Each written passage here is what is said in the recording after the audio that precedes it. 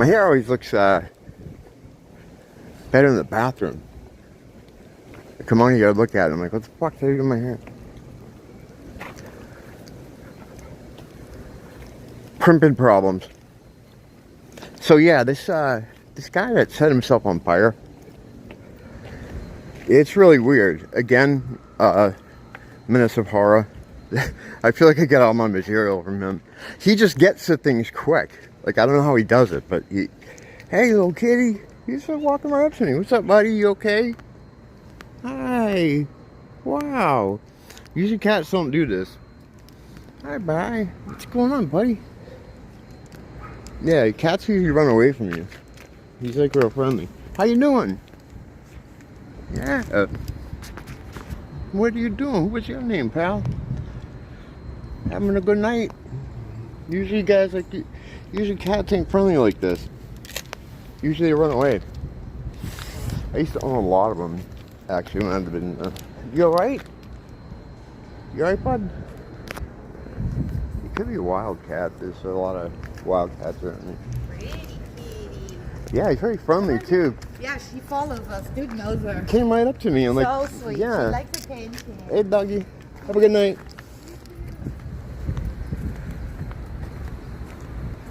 Yeah, cats. I used to own a lot of them when I lived in Manchester, New Hampshire. We had 4 cats. I should say we. It was me and my girlfriend that I was living with. And we had 4 cats, and one of them had a litter. And we had her in a box while she was having the babies. And they have a lot of cats in those little litters, man. There's a ton of them. And we're getting them away eventually, but it took a little longer than we wanted to have it take. And I would sit in the living room at night with the lights out, sit in a chair, and the ground and the floor would look like it was moving. Because there's so many cats there. They were just like a little rug of living beings. It's pretty cool. Yeah, cats are good to have for protection because they can see other dimensions. That's why the pharaohs used to have them, because they could see entities, demonic entities, things from other dimensions that might be a threat to them spiritually.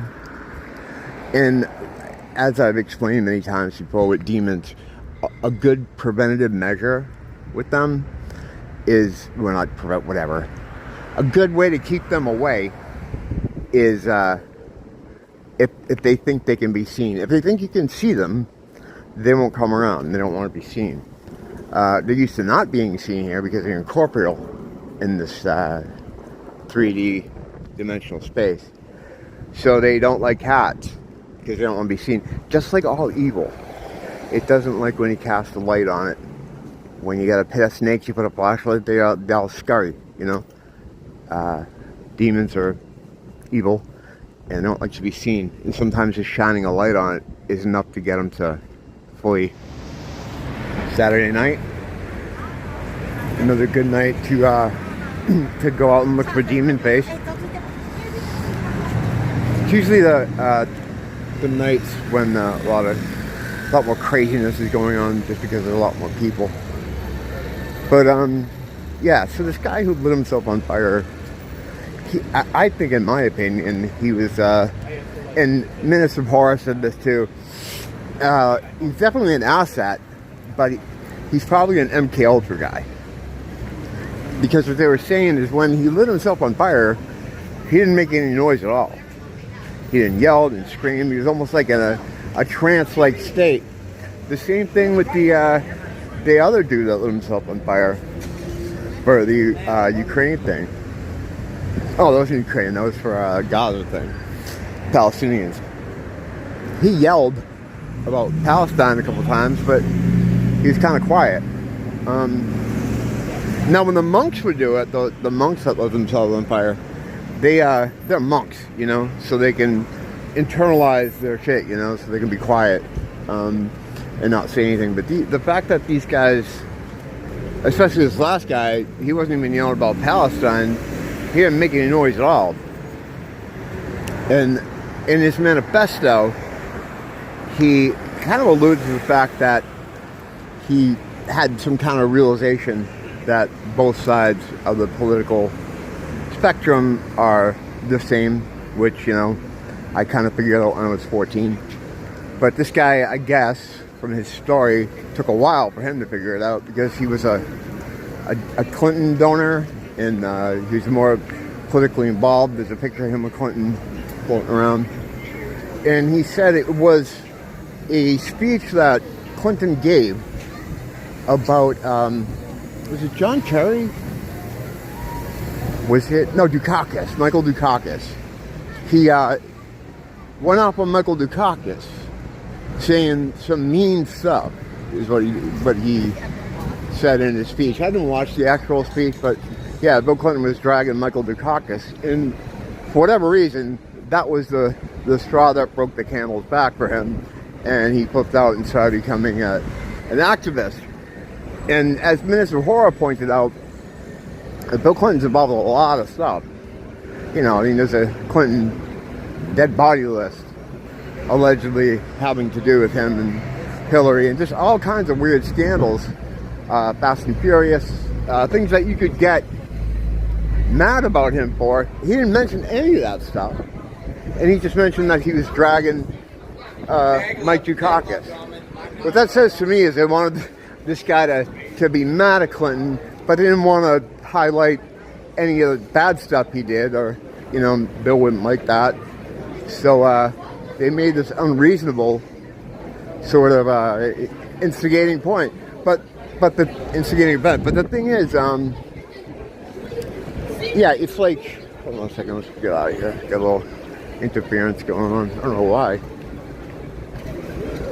But whatever. So yeah, it doesn't really make any sense, but they probably didn't want him to say anything too bad, you know, about him. So he became some kind of activist. And because they wanted him to appear to be... And the thing about the Mike Dukakis thing, all they have to say is, well, he's crazy. You know, that's their umbrella reason for, you know, why he would do anything. If anyone was to say, well, why was that the thing? You know, it made him go off. But, yeah, it's almost like he wanted to look the part, too. Like, he'd grow out his hair and grow out his beard so that he would look like the Unabomber. He was definitely falling into, like, some kind of archetype, you know, that they wanted, or they felt that he would look better as a crazy person if you look like that. And also in some of his mugshots, he's giving the one eye, and he's sticking his tongue out. Those little subtle, in the club kind of, you know, clues. But, yeah, he was definitely an asset. They had him worked into some kind of program there. Because this is all, of course, orchestrated. And the fact that he burned himself without a sound, that's MK Ultra shit. You know, they might have even drew him out of the body at that point. Because what they do is, from what I understand, and it reminds me of the Donald Marshall thing again, they can move you, because you're independent from your body. You're just like a frequency in a radio, as I always say. And the way they allegedly do clones is they can move you in and out of these bodies. So they might have pulled him out of there, because I can't see how you could not make any noise. I mean, shit, I just burned my finger the other day. The tip of it. And it's fucking painful. It still bothered me. Now, yeah, I'm a little bit of a pussy when it comes to injuries, but I was like, when it happened to me, I was like, you know, fuck, I was whining about it. So, the fact that you can immolate yourself and not make any noise, that's weird. And the body just slumped over, I guess. So he might not even have been in that thing. We don't know what they're capable of doing. We only heard things, and things are alleged, and you hear stuff from people like Donald Marshall, and he was probably, I mean, I don't know about Donald Marshall. a lot of what he says, whether it's true or not, it's like, was he sent out there to do that? To talk about this stuff as a disclosure guy? For whatever reason? I don't know. Now, I would say, you know, since immolation isn't really a thing people normally do, right? I can't help but think that these two last instances are connected, you know, in some way. Part of some kind of larger idea or plan. So, yeah. But why? You know, what is it they're trying to do? Like, what is it trying to say? You know? I don't know. Have to wait and see the next one that comes out. The next burner that comes out. But yeah, because there's always a ultimate point to this stuff. I don't know what it is here yet, though. The media's really getting on that World War III tip, too. You keep seeing it pop up here and there. They want World War III, whether it's an actual war or whatever it is. They need an incident called World War III because they want to fold up the country. This country here, they want to pull it like Building 7. It was always intended to come down. It was built from the very beginning to come down, just like those other buildings near Building 7. And now it's like I've said before, it's like these guys have been at the saloon cheating all night, stealing everybody's money. Now they got to make a getaway. That's what they do. Start a bar fight. And they slip out in the confusion. So they want World War III because when they have World War III, the event titled World War III, they can crash the economy because, hey, we're at war. Something happened that, you know, it gives them a lot of emergency powers too. Now the country's always been at war. It's been at war for how many ever years? There's only been a handful of years where it's not technically legally at war by their own rules. So they have a bunch of other things they can use to explain to people to understand why things are going to go down the tube, why people are going to, you know, the banks are going to close up on people and not give them money. Everyone's going to have the rug pulled out from underneath them.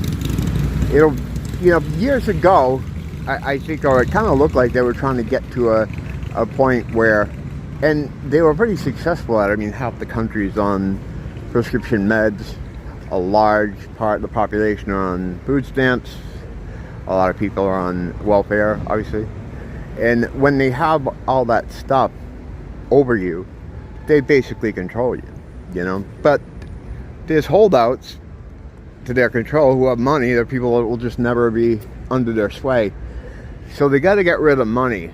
And they can't just do that because, you know, everything they do, it's like a game of how far can we do stuff without people francing us, if you know what I mean. So they want to be able to do all their evil plans and shit without getting franced. So the fact that the country is going to be at a real war, or a more active war, is going to give them the excuse they need to do kind of anything they want. They got that 2030 in their sights. I mean, they, you know, it used to be, what, Agenda 2016, then it was Agenda 2021, then it was, I think this last one, when they changed the title of it, they pushed it to 30 because they figured give them enough space. You can go to the United Nations website, and it tells you all about Agenda 2030, a new way of living.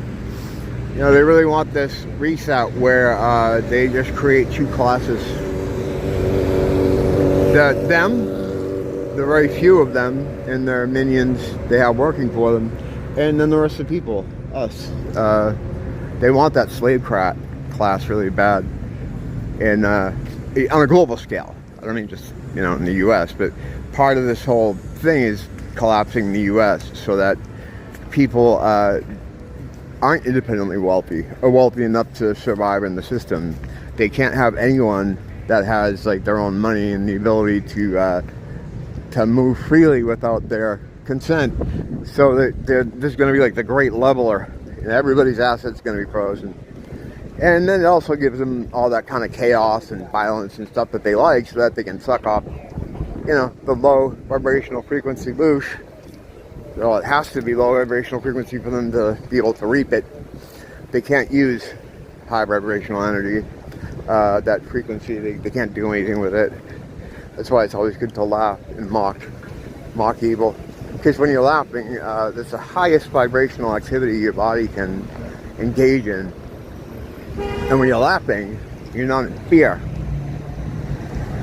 And fear is the state that they want you to be in. It's the most lucrative, loosh drawing state for them, for you to be in. So, they can't have you laughing.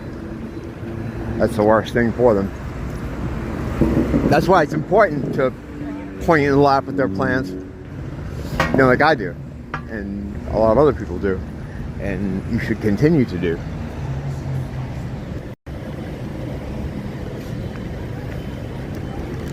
So Nia was at work today. She's working some kind of function at a school. And she was kind of tired and worn out. She was sent me a text like, I'm dying, I just have no energy. So thought forms to the rescue. I've talked about thought forms here many times, how to use them, what to do with them, how to make them work as well as possible. And what I did is, and this is a good example of what I mean when I talk about thought forms and how to use them. I just envisioned her, right? Her body, what she looks like, because I obviously know. And I just sent out energy. I have different colors for different things. Usually I use blue for shielding, yellow for like spirit invigoration, green for healing. So I sent her some yellow and some green. Now all I do is I'm sitting on my bed. It's good to get in some kind of comfortable position to do this. You don't have to be in any position to do it. How you do it, some people make more of a ritual about it, including how they move their hands or words that they say, but ultimately no matter how you do it, it's like the same thing. So I just envisioned her frame, her silhouette, and I filled it with the green and the yellow, almost like you're had a hose attached to a vase or something, her body being the vase, and I was just pouring it in there. But it was like an energy, ethereal. I envisioned it coming out of me and just going right into her. Sometimes when I do it, like I did it with my mother-in-law a while back, where I actually kind of followed the energy out of me and to her house, because I knew how to get to her house, and then into her kitchen where I was assuming she was standing. And yeah, when you think about just the energy, right, it has to be, it doesn't have to be, but the more you can describe it to yourself, the more you can envision it in your head. And that's why it's important to be able to envision things in your head. Some people can't do that. You know that Apple trick? How they're like, can you envision an apple in your head? If you can't do that, then you're probably not one of the people that are connected to divinity, and you're most likely a robot. A robot. You know, some people that walk around you are not connected to the divinity in any way, and they're never going to be able to because they're not made to. That it's the majority of people, and what they're supposed to do is try to get the living people, the people with divinity, to do what they want them to, or to do what the operating system, the OS, wants them to. So what they do is they have all these people that will just do whatever they say, try to convince them to do it too. Like whether it's getting the science use or whatever, they exert pressure. They appear like you, of course, but they're not. It's been debated what the percentage of this is over the years in schizo circles. It's kind of it's been 95% for a while now. I haven't seen anyone else come up with something beyond that. Meaning 95% of people out here are run by the system, whether they know it or not. They're not living beings like you. You still have to treat them exactly the same now. That's the whole thing. It's like you can't look down at them. You have to fight any kind of thoughts, because sometimes I get, frustrated with them because they're just unaware of themselves, and I get mad. But I have to remember, behavior is a very big part of the situation here. When it was a school or a testing ground, before it became a farm, which is basically what it is now, your behavior was the important thing.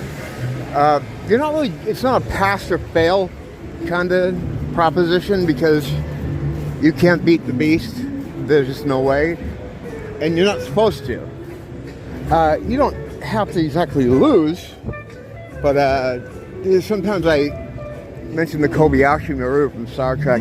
It's not quite that fatalistic, though, because you don't have to lose. You can still have a fruitful experience and get over on evil, but you're not gonna beat the beast. So a lot of what it is how you cope with the situation you have, your behavior, how you treat other people.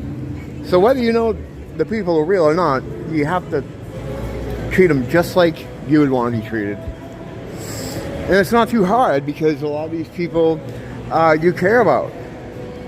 Because law of averages says you're probably the only one in your family with a connection to the divinity and a clue about the actual, the more serious aspect of the spiritual war. You're starting to hear that term being said a lot of times, and just among like normie circles too, like, oh, it's a spiritual war, because they've heard it, so you repeat these things. But it literally is. I mean, it's a lot more serious, and there are rules to it. There are rules that not followed by us. We don't have to follow any rules. They have to follow rules. Evil has to follow rules.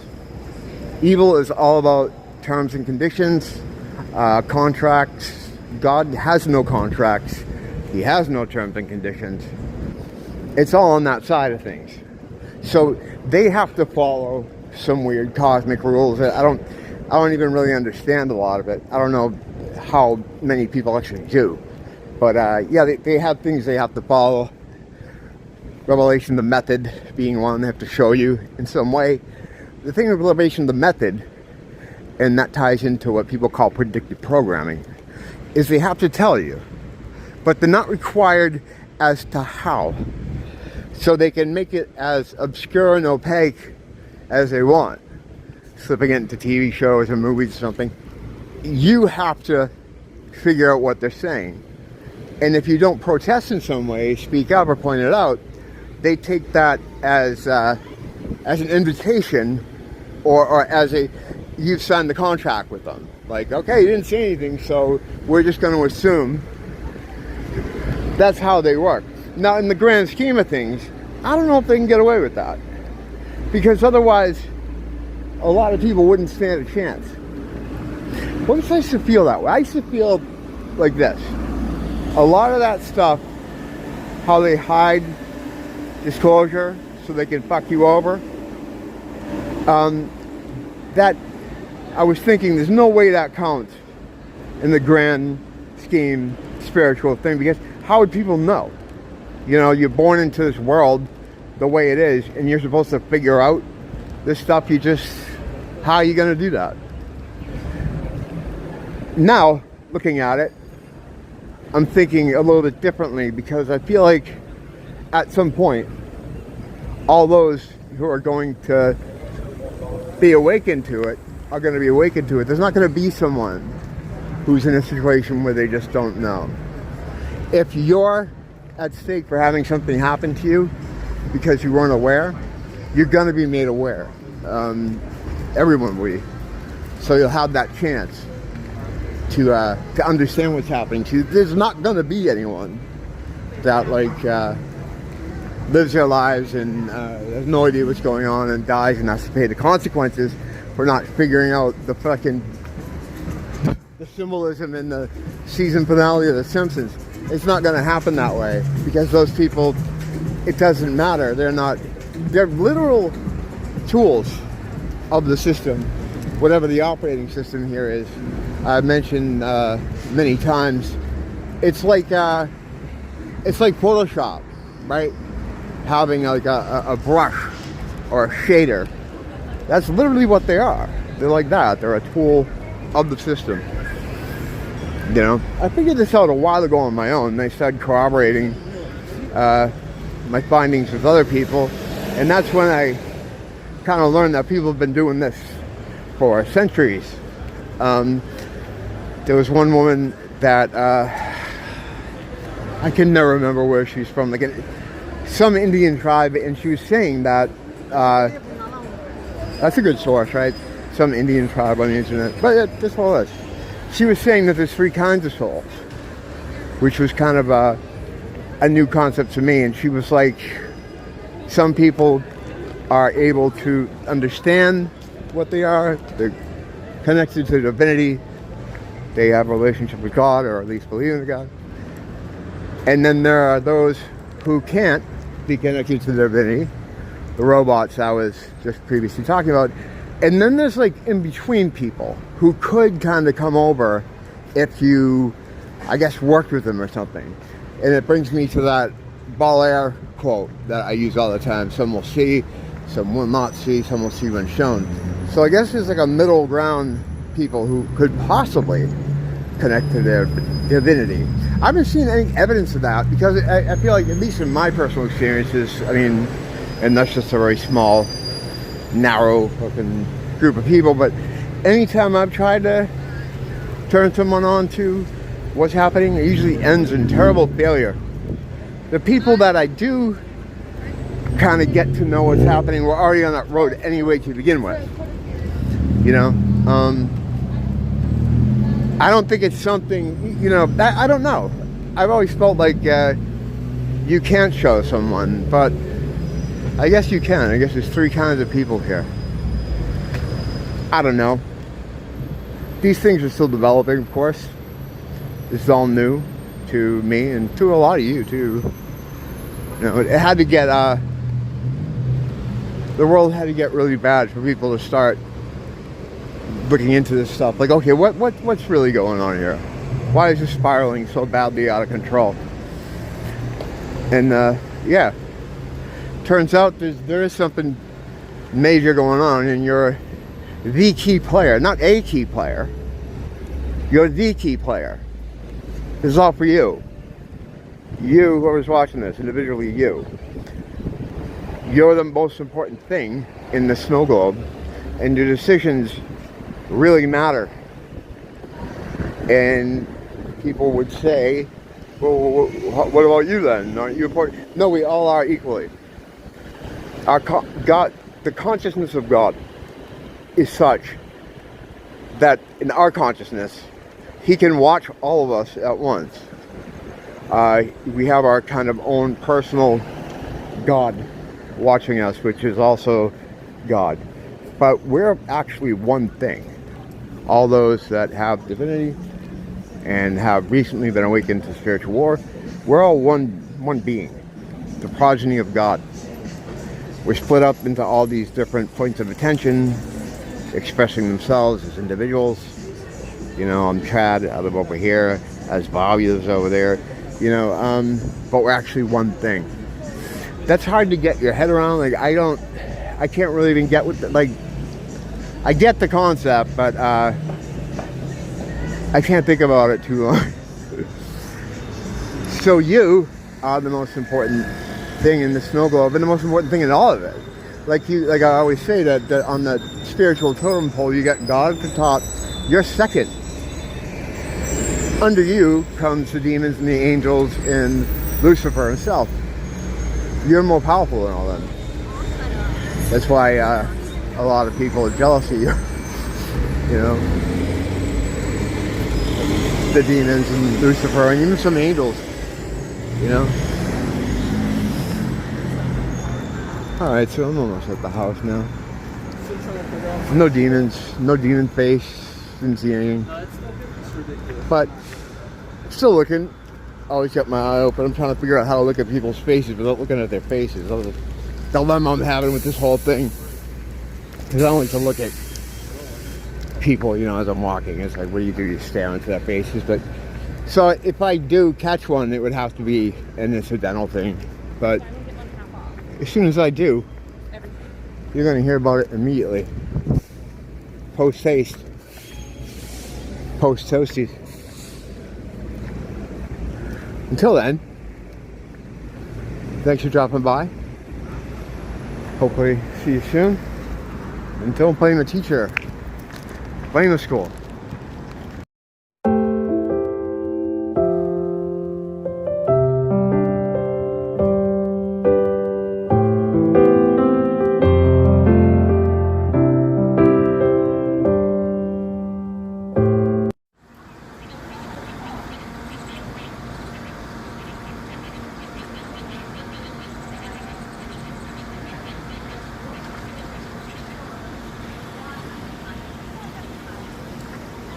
That looks like it's slowing down a little bit.